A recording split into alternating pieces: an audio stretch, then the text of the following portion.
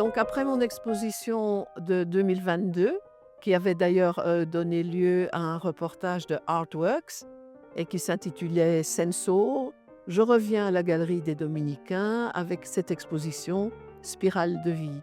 Et là, je retisse à nouveau les liens d'or entre les icônes, les enluminures et l'art sacré abstrait. Cette fois-ci, j'ai centré le travail sur la figure de Marie-Madeleine, que l'on voit ici dans une icône de l'apparition du Christ à Marie-Madeleine de l'école russe. Pourquoi la figure de Marie-Madeleine? Parce que c'est une figure historique très importante du Nouveau Testament, avec celle de Saint-Pierre. Et il y a eu tout un amalgame des différentes Maries qui ont fait qu'au cours des siècles, Marie-Madeleine avait été considérée comme la grande pécheresse de l'Église qui devait se convertir, et elle est considérée comme une icône de la pénitence. Alors que historiquement, on s'est rendu compte que en fait, ce n'est pas exactement cela.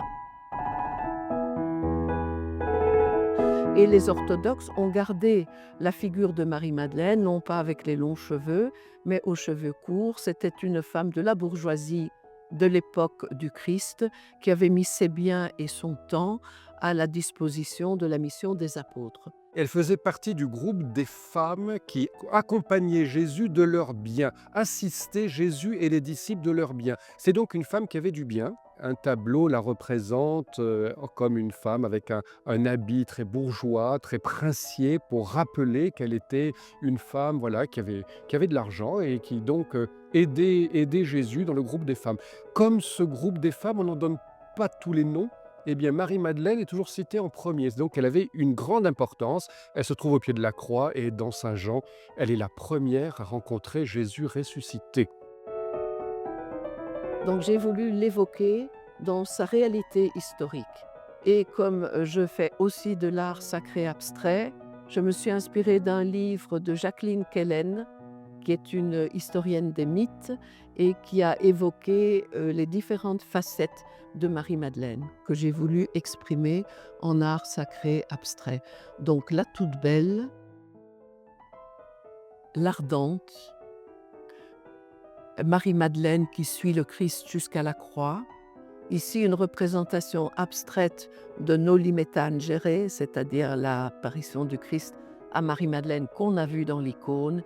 Et là, l'ermitage de Marie-Madeleine qui s'était retiré, selon la légende, à la Sainte-Baume.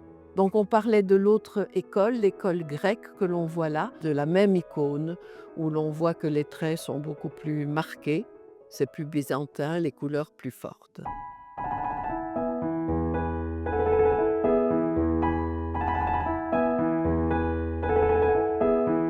Ensuite, Marie-Madeleine, dans une série d'enluminures, différents siècles, travaille sur parchemin avec couleurs de pigments authentiques. Depuis la fin deuxième moitié du XXe siècle, l'Église catholique a beaucoup travaillé à ce qu'on retrouve la figure historique de Marie-Madeleine. Non pas celle de la légende, qui est tout à fait honorable, parce que la légende est populaire, la légende, elle est aussi le fruit de la vie de l'Église, elle est aussi ce que l'on doit lire. La légende, ça veut dire en latin ce qu'il faut lire et proclamer. Donc c'est une manière qu'a eu le peuple chrétien de propager, d'entretenir et de manifester son attachement à cette très belle figure du Nouveau Testament, cette femme euh, guérie, on peut dire plutôt que convertie, guérie par le Christ, dont il aurait chassé 7 démons, 7 voulant dire qu'elle était vraiment atteinte, elle était vraiment blessée dans sa chair, elle avait quelque chose d'important dont elle avait besoin d'être soulagée. Et puis elle a suivi le Christ. Pour ensuite faire l'écho avec mon travail d'art abstrait. Ce sont donc les œuvres des 2 dernières années, où là on est dans un foisonnement de couleurs, le rouge de l'éternel féminin, le bleu clin, et toujours avec ce lien qui est créé par l'or. La feuille d'or, qui est en fait le lien que je tisse entre les arts traditionnels, où je privilégie bien entendu le formalisme du trait, les matières nobles et le travail plus concret, disons, des matières mixtes.